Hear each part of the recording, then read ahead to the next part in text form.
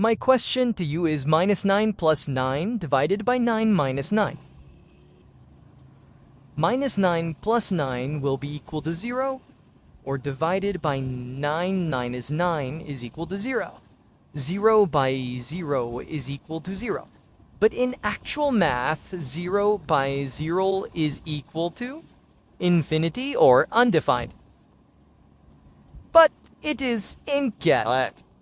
Now I will solve it again. Minus 9 plus 9 divided by 9 minus 9. First of all, we have to solve this question by obeying order of operation.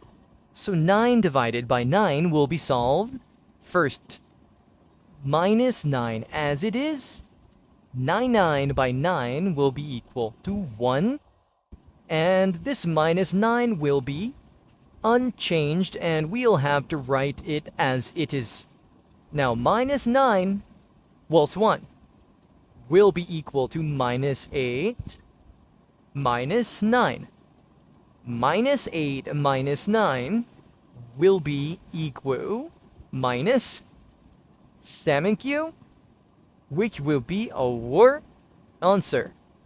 Thank you for my video.